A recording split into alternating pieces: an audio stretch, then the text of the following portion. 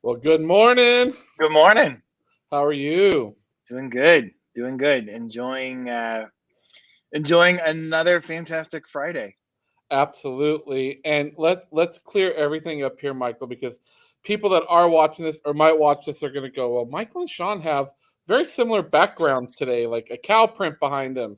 Michael and I are in Nashville, Tennessee today. Michael's in his hotel room and I'm in mine, but we're really glad. We wanted to make sure that we still did the show today.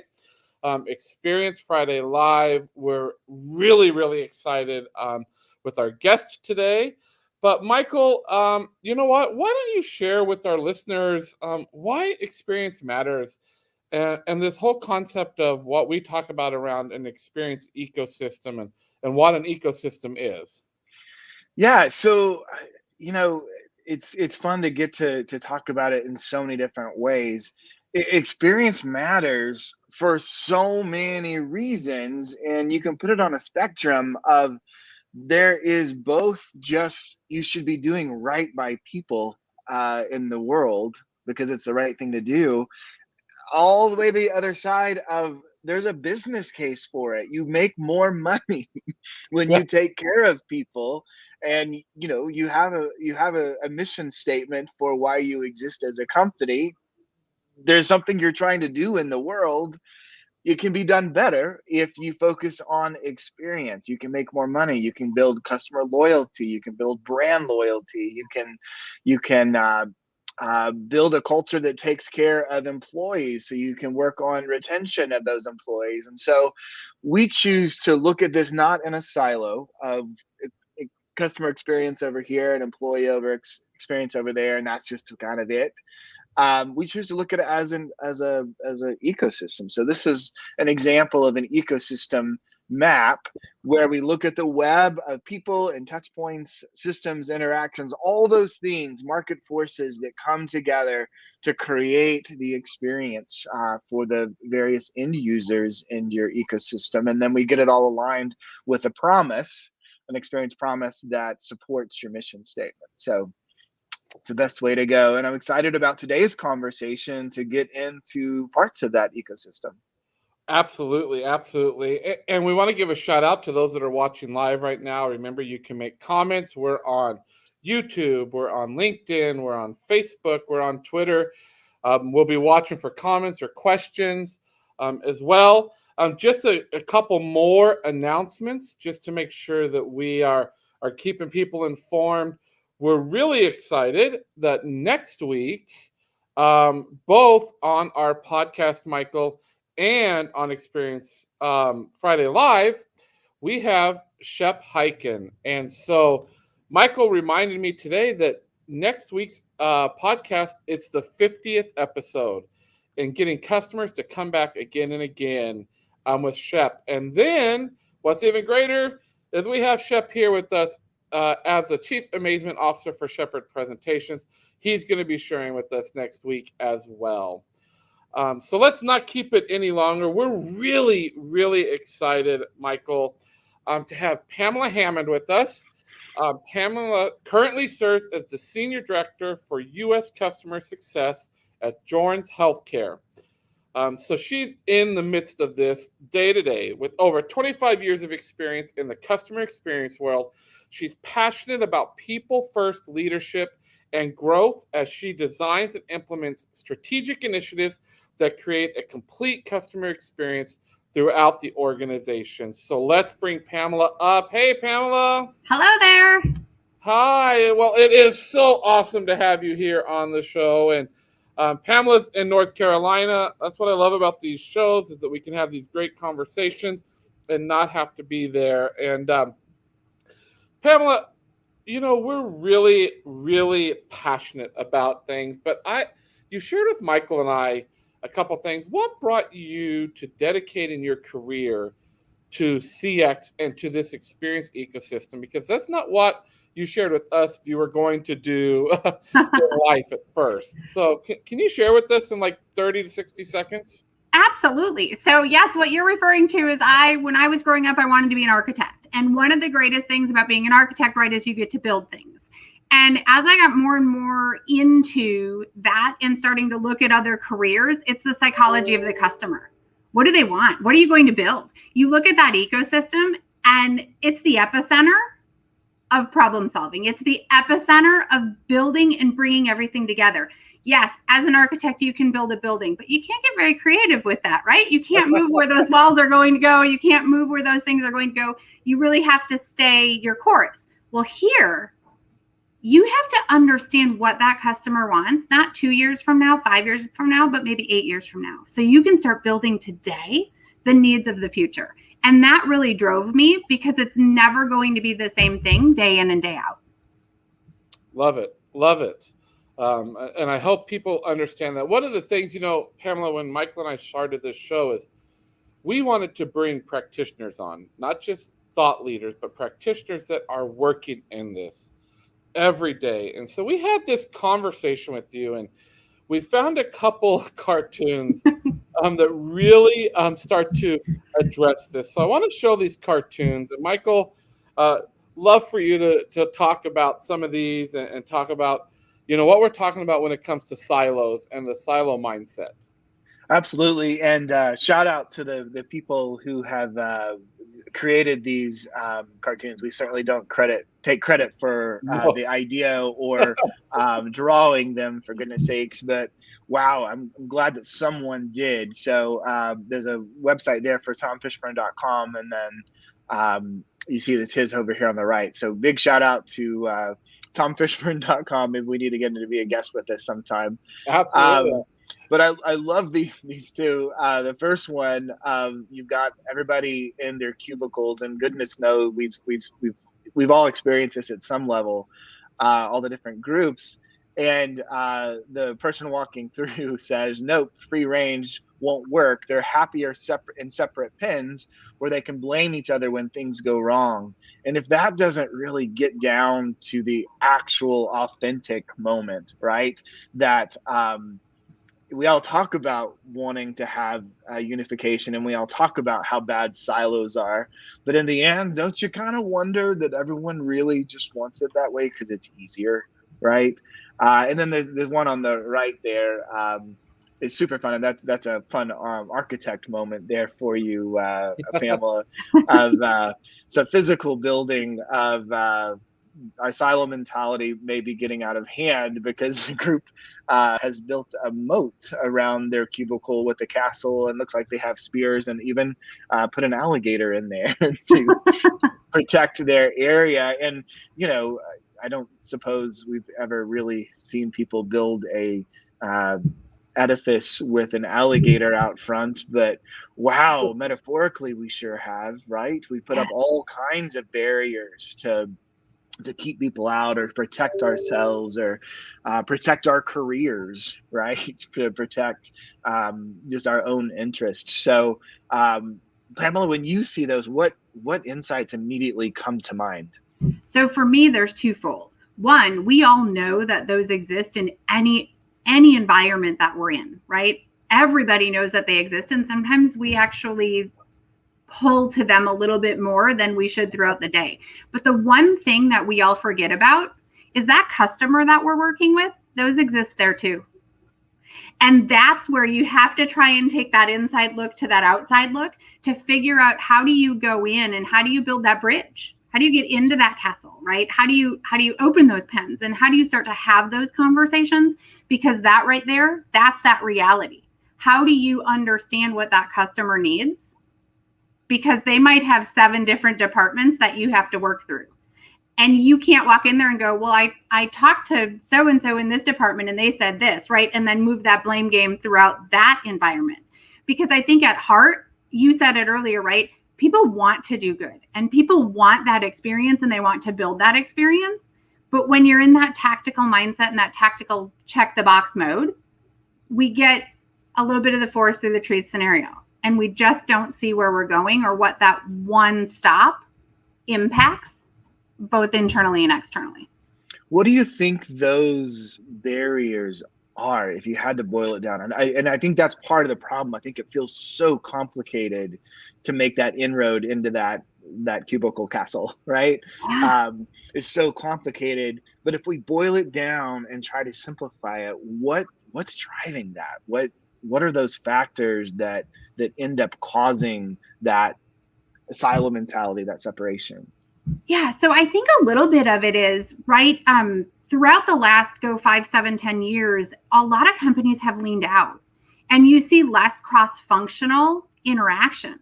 So there are less people that really understand that upstream, downstream of what's happening within an organization. So one tiny decision over here really opens the floodgates over here. And we don't see that impact and it accidentally puts up that silo. So then you go into protection mode. Well, I have to protect this thing. I don't want anybody in this process or embedded in this because if they change it, I don't know what else it'll change and what else it will impact. So it's better to stay status quo. And then that also, right, takes you right back to your experience because if you're not continuously taking that risk and trying new things, how do you ever get out of that cycle and improve it for your customer? So, and 100% agree on that soapbox, right? What I guess my concern in all of this, Pamela, and again, you're in this day to day, and you're fighting this. What is it going to take in your mind for leaders and for organizations to understand this principle that silos are so detrimental to the customer? And what's the way out of that? Like, in your opinion, like, how does an organization even start to get out of that? Yeah, well, first and foremost, right, you have to sit down and you have to accept that that's what you have and see where those silos are. And I think that starts not necessarily at the top, not necessarily at the bottom, but it's really in that middle. How do you work together throughout kind of that middle manager role, that middle tier to understand where those gaps are and what you need to put in place to fix those gaps? Well, and that's an interesting philosophy because I've never thought about it the way you just talked about it, right? That it's not, silos typically don't come into effect because of the frontline people and those that are guest interactions at first. And it's not really always the senior leadership that's caused it, right? And I'm thinking back to some of my corporate days. They're barriers, but they may not be silos. Yeah, and I've heard it said, we have a very dear friend, Shawn who says, senior leaders are there to remove obstacles and barriers for leadership. Right. And what I'm hearing you say is, wow, maybe the silos are actually caused by that layer. It's not the top layer and it's not that bottom layer. Sure, because your senior leadership team, they get together all the time, right? They're planning, they're working on the business. Your frontline associates are on the phones. But that other tier, how often are they working together? What is your company's strategy on how often you get them together and you sit down and have those hard conversations, those challenging conversations? You're not challenging a person. You're looking at a process. You're looking at an experience and an end result. And it's having that open mindset. You said it earlier, Michael, about protection, right? Sometimes if you get too much into that protection mode, you don't open up. Open up, share. Let people from not in your area come in and go, why doesn't that work? Or what does that look like? Because that's where you get those ideas to actually move it forward. And then, Shawn, that's how you start to move some of those. And as you move one or two things, you start to see that follow through in other areas. And that's just what I believe in. I mean, it's not right, it's not wrong. It's just kind of what I believe in and what I push for, right? Well, and let's get real. When did anyone ever say, my goal in life is to go be a middle manager, and middle management is the most fun job ever? Yeah. I mean, there are a lot of folks that could be the end of their career. That's their aspiration. And it's absolutely an important job. And congratulations for getting to that level. That's a lot of hard work when you're working your way up. But so often what we hear is when you get there, you're, pardon the language, but you're screwed from the bottom because you've got to deal with all these people that are in and out and supervising them and motivating them. And it's pressure's on you to deliver results. And all this pressure from the top, and you don't get to be a part of the strategy. You're just told what it is. And then, you're in trouble if things don't go right. So it's in that sandwich position. Right. So, I don't mean to be snarky about maybe that is, someone's career aspiration because it's such an important role. But how often, once you get there, is it the best job ever? Right. And that's where you see the resource challenges. You see the movement, right? Because it's not always fun. It's not always the best place to be. And it's not always, depending on your mindset, right? You have to be really encouraging of the others around you. And you have to have that push through mentality so that you don't stay status quo. And for some people, it just doesn't become fun. And if you're not having fun at work, what happens to your experience? Exactly. And how often do we promote up the echelon, which is really important to do? Correct. And yet, what coaching and training are we offering folks to be able to live into that new management role that is so hard? That's the day-to-day hard stuff right there. It is. And if you see somebody who's grumpy all the time in that role, if you're here, why would you ever want to go into that role, right? So your succession planning starts to have an issue. And again, that whole entire experience, the employee experience, now gets brought in because of all of that. Well, and I think that's a good thing, as we tie it back to the ecosystem. And I love your mindset, Pamela, and I'm sure our listeners are loving it too, that, if you don't take care, and we say this all the time, and this is an old Disney principle too, if you don't take care of the people that are working for you, they're not going to take care of your customers. Yes. And that means giving that space. I've always been one of those leaders, and I think you're like this too, Pamela, and I know Michael is, that how do we get out of the way of making decisions and let those that are closest to the customer make the decisions? Correct. Because if I'm a middle manager, if I'm a senior leader, if I'm a team leader, many times we're not interacting with those customers. Right. And understanding that principle that a customer can be a wide variety of people. It's not just your end user. It's those departments that you work with. It's all of that space. Yeah. While your brand is still at stake. So correct. You're pushing down decision making. That's great. Can you trust them to represent your brand? And what do you do? Like you're talking about resources. How do you equip them with the resources, whatever that means, to be able to actually represent the brand in a way that everyone agrees on?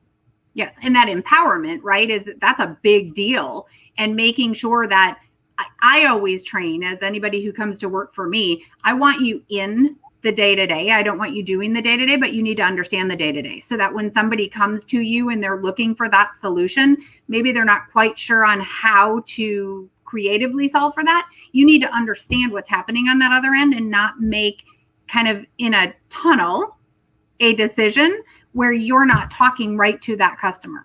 give some options, give some opportunities for that person to think outside the box and to build and develop, maybe work with a different department or ask a few additional questions, be inquisitive and figure out what they need to do. So what about in terms of solution, your architect brain, develop a strategy for long-term silo, disintegration, right? Whatever that is, because it's so complicated, a simple one-shot solution is not going to be the answer. It's got to be a systemic strategy over time. And so we'll yes and this. There's got to be something you can do as a middle manager, as a leader today, to make some kind of impact towards some growth in terms of bringing people together and getting rid of those silos. So yes, there's a whole nother episode to talk about long-term strategy over time, right? Right. What would be your suggestion of time well used if I'm a leader in a company frustrated by silos today? Because I don't want to waste my time and I don't want to be, doing stuff that's fruitless. What could I do that could have some impact today? Start those communications. Open up with your peers, with those other leaders. Go to lunch. Go have a cup of coffee, right? You're going to take that time anyway in your day. Go and talk about nothing, right? Like you don't have to talk about the problem. Correct. Get to know that build person. A relationship.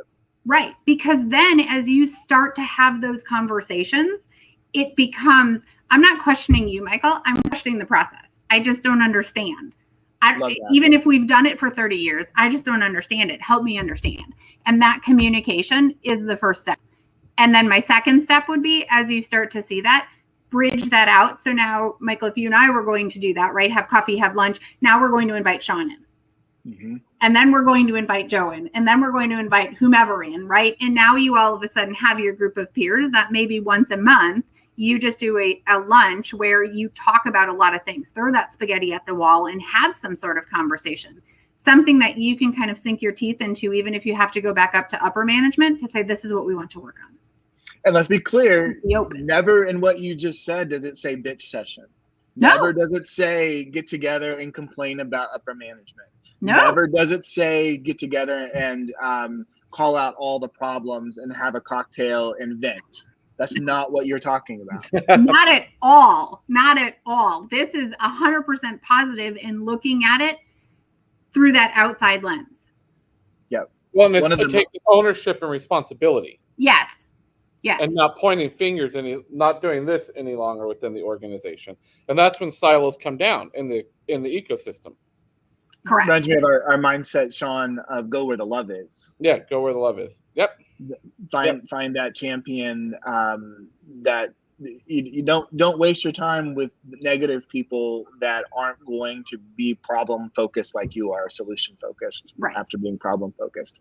But find people who are willing to be a champion for change and growth, and attach yourself to them. Well, I hate to cut the conversation, but our commitment is to keep the show between 25 and 30 minutes. And I have to ask this question because the conversation's been great. Pam, what trends about customer experience would you tell us, our listeners, that we need to be paying attention to for 2022 and beyond right now? So I think for me, three things. One is all the automated technology, right? The self-help. Make sure that something is easy to get to. Be easy to do business with. If it's not easy, people are going to look elsewhere, no matter what it is, right? With all the supply chain challenges, everything that we're seeing in our lives, make it easy. The second is from a resource and talent acquisition. We have to watch that trend and figure that out. Resources and who's available, what talent is looking, where they're looking is changing. It's not good, it's not bad, it's just changing. And we do need to watch that trend and really understand what that means, because best people, best talent drive that experience. And so you need to have that right mindset and that like mindset to creatively find those next solutions. And then the third thing, I think we need to look at the trends of that real voice of customer. I think that's been set aside for a while, and there's a lot of companies who do it really well, but there's a lot of companies who have stepped back from it because of resource constraints. And when you stop looking at that customer, look at what happened to those businesses and where some of their downfalls have started. And if you pick that back up and start doing what that customer needs and building that experience, how that changes. I think that's a real trend to start watching. I love it. I love You're going it. to have to come back because I now have six more questions for you about what you just said. Absolutely, anytime. Yes, we will definitely have Pam back. So, hey, Pam, hang out here. Let us do some closing announcements. Okay. And then we'll close up with you for sure. So, just again, Michael, next week, really excited. And you reminded me of this today, the 50th episode for the podcast. And Shep Hyken, if you have not read Shep's stuff, you need to. Getting customers to come back again and again. I'm not giving the complete story away, but he's got a new book that actually comes out next week that we'll actually be talking about on the show on Experience Friday Live with Shep next week as well. 11 a.m. Eastern time, again on LinkedIn, on Facebook, on YouTube, on Twitter. As well, if you want to get a hold of us, you can go to mofi.co, www.mofi.co, or to ShawnNason.com. If you want to send us a note, hello@mofi.co as well. And you can connect with Michael and I on LinkedIn. We would love to know. And if you would like to be a guest on the show, we would also like to know. So send us that email to hello@mofi.co. Pam, thank you again for being with us today and the great insights. Those 3 trends now have my head spinning. So thank you again. And Michael, thank you. Have a good day. Bye, you guys.